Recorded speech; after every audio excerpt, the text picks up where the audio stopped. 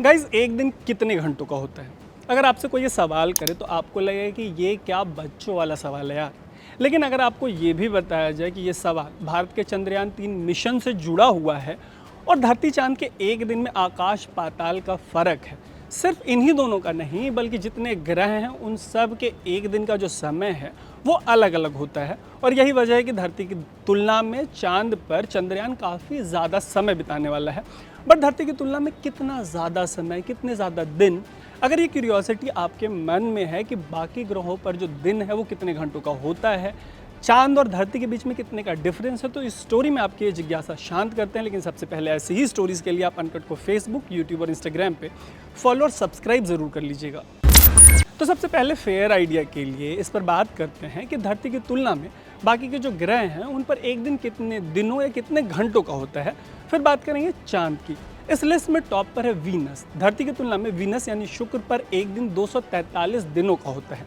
Mercury यानी बुध पर यह लगभग 459 घंटों का होता है। प्लूटो पर यह 6.5 दिनों का होता है। लेकिन बेचारे प्लूटो से तो हाल ही में एक प्लैनेट होने का स्टेटस भी छीन लिया गया। इसके बाद आते हैं लाल ग्रह यानी मंगल के नंबर पर, जहां 24 घंटे से ज़्यादा का एक दिन होता है। वहीं धरती पर भी ये लगभग 24 घंटे का होता है।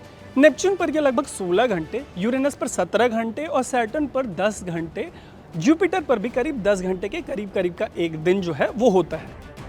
अब यहाँ एक सवाल ये हो सकता है कि एक दिन कितना लंबा होता है, आखिर ये तय कैसे होता है? तो इसका पैमाना ये है कि दो दोपहरों या दो सनसेट के बीच का जो टाइम होता है उसको एक दिन माना जाता है। नासा के मुताबिक धरती पर तो ये 24 घंटे के करीब का होता है, लेकिन चांद पर ऐसा 708.7 घंटों में होता है। इसका मतलब ये हुआ कि धरती का एक दिन चांद के करीब 30 दिनों के बराबर होता है। दरअसल धरती के मामले में ये होता है कि आसमान में सूरज जब दोबारा उसी पॉइंट पे आ जाता है तो माना जाता है कि एक दिन कंप्लीट हो गया। ऐसे में एक दिन का जो अंतराल है उसमें कई बार अंतर पाया जाता है, कुछ सेकंड्स का। ये एग्जैक्ट 24 घंटे का नहीं रहता। हालांकि घड़ी का टाइम बार बार सेट मत करना पड़े, इस वजह से एक मीन सोलर डे डिफाइन कर दिया गया। एक मीन सोलर डे ठीक 24 घंटों का होता है। बाकी 24 घंटे का टाइम कैसे ऑपरेट होता है वो आपको बहुत अच्छे से पता है, तो इसकी डिटेलिंग में नहीं जा रहे।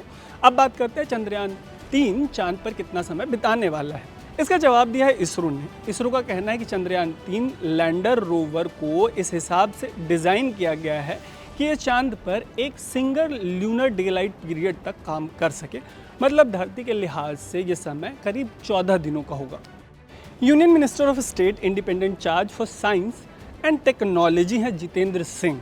उन्होंने अपने एक बयान में ये बात कही थी कि चंद्रयान 3 की सक्सेसफुल लैंडिंग के बाद 6 चक्कों वाला जो रोवर है वो अपना काम शुरू करेगा और चांद पर 14 दिनों का समय बिताएगा। रोवर में कई कैमरे लगे हैं जिनसे चांद की तस्वीरें ली जाएंगी।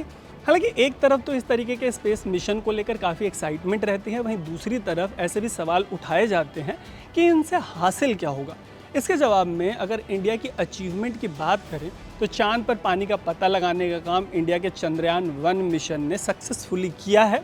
बट चंद्रयान 1 से बहुत पहले ही 1969 में अमेरिका के अपोलो 11 ने पहली बार लोगों को चांद पर लैंड करा दिया था।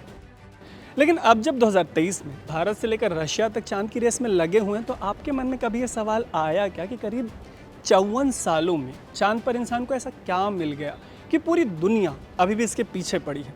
जैसा कि मैंने आपको बताया कि चांद पर सबसे बड़ी डिस्कवरी भारत के चंद्रयान 1 मिशन ने की। इससे वहाँ पर पानी मिला। लेकिन यहाँ एक और सवाल ये आता है कि अकेले पानी मिलने से क्या हो जाएगा? चांद पर ना तो सोना है, न चांदी, न हीरा, न मोती, ना ही कोई ऐसी इंपॉर्टेंट चीज़ ही अभी तक मिली है जिसके लिए ऐसे मिशंस पर अरबों खर्च किए जाते रहें। अगर आप भी इन सवालों को लेकर क्यूरियस हैं तो मैंने इस पर एक डिटेल स्टोरी कर रखी है। उसका लिंक मैं आपको इस स्टोरी के डिस्क्रिप्शन में दे रहा हूँ। बाकी ऐसी स्टोरीज़ के लिए अनकट को फेसबुक, यूट्यूब और इंस्टाग्राम पे फॉलो और सब्सक्राइब ज़रूर कर लीजिएगा। देखते रहिएगा अनकट। मेरा नाम है तरुण।